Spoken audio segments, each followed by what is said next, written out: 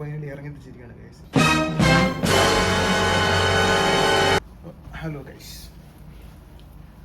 ഞാൻ പറയാൻ ഉദ്ദേശിക്കുന്നത് വലിയ കണ്ടന്റുകളൊന്നുമല്ല. കുറേ നാൾ മുതലുള്ള ഒരു സാധനമാണ്, ഒരു ഐറ്റമാണെന്ന് വെച്ച് കഴിഞ്ഞാൽ ഒരു യൂട്യൂബ് ചാനൽ തുടങ്ങണം എന്നൊക്കെ ഉള്ളത്.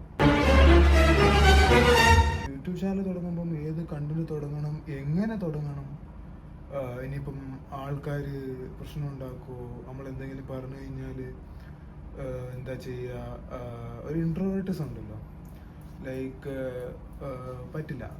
എന്താ ഫസ്റ്റ് ഐഡിയ എനിക്ക് വന്നത് എന്തെന്ന് വെച്ച് കഴിഞ്ഞാൽ ഡിഗ്രിക്ക് പഠിച്ചപ്പോൾ ഒരു യൂട്യൂബ് ചാനൽ തുടങ്ങിയാൽ നമുക്ക്, അന്ന് എനിക്കറിയില്ല ഇന്ന് ഇത്ര എന്താ പറയുക എന്ന് വെച്ചാൽ അന്ന് യൂട്യൂബ് ഇത്ര മോണിറ്റൈസ്ഡ് ആണ് അങ്ങനെയാണെന്നൊക്കെ ചെറിയൊരു നോളജ് മാത്രമേ ഉള്ളൂ. പക്ഷേ അന്ന് എനിക്ക് തോന്നിയൊരു കാര്യമാണ്, അന്ന് ഒരുപാട് കണ്ടന്റ് ക്രിയേറ്റേഴ്സും കാര്യങ്ങളും വന്നിട്ടുണ്ട്. അന്ന് തോന്നിയ കാര്യം എന്ന് വെച്ച് കഴിഞ്ഞാൽ ഒരു ചെറിയ ചാനൽ തുടങ്ങിയിട്ട് നമുക്ക് തോന്നുന്ന കാര്യങ്ങളെല്ലാം പറഞ്ഞിങ്ങനെ നടക്കാമല്ലോ എന്നുള്ളൊരു മൂഡായിരുന്നു. പക്ഷേ ഡിഗ്രി തുടങ്ങിയതല്ല, ഈ പ്ലസ് ടു കഴിഞ്ഞിട്ട് ആ ചോരത്തുടങ്ങി തോന്നിയതായിരുന്നു.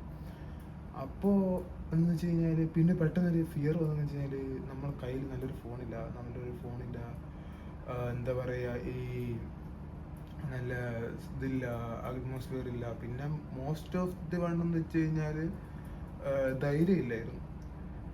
കാരണം വീട്ടുകാർ ചിലവിലല്ലേ ജീവിക്കുന്നത്. വീട്ടുകാർ ചിലവിൽ ജീവിക്കുമ്പോഴും നാട്ടുകാർ കൺസേൺ ഉണ്ടല്ലോ. അപ്പോൾ നമ്മൾ വിചാരിക്കും വണ്ടാരെ ഈ ഒരു ഓൾറെഡി കുറേ വള്ളികൾ നമ്മൾ പഠിക്കുന്ന കാലത്ത്, അപ്പോൾ ഇനി യൂട്യൂബ് ചാനൽ തുടങ്ങി അതിനകത്ത് എന്തെങ്കിലുമൊക്കെ വായിന്ന് അറിയാമല്ലോ, വീണിട്ട് ഒന്നും പറ്റുന്ന പേടിച്ച് ഇങ്ങനെ പോയി. അങ്ങനെ ആ ആഗ്രഹം ഡിഗ്രിക്ക് നിർത്തി വെച്ചു. പിന്നെ അത് കൊറോണ ടൈമിലായപ്പോഴത്തേക്ക് പോസ്റ്റ് അടിച്ച് വീട്ടിരിക്കുക. അപ്പോഴും ഇങ്ങനൊരു ഐഡിയ ഉണ്ട്. പക്ഷേ എങ്കിലും എന്താ ചെയ്യുക, ഇട്ട് കഴിഞ്ഞാൽ ഷൂട്ട് ചെയ്യാൻ ക്യാമറ ഇല്ല, അങ്ങനെയൊക്കെയുള്ള പ്രശ്നമുണ്ട്. പക്ഷേ നമ്മൾ ഇറങ്ങണമായിരുന്നു, പക്ഷേ ഇറങ്ങിയില്ല. അങ്ങനെ കുറേ നാളുകൾക്ക് ശേഷം ആ ആഗ്രഹത്തിൻ്റെ പുറത്ത് ഞാൻ ഇറങ്ങിയിരിക്കുകയാണ് ഗൈസ്.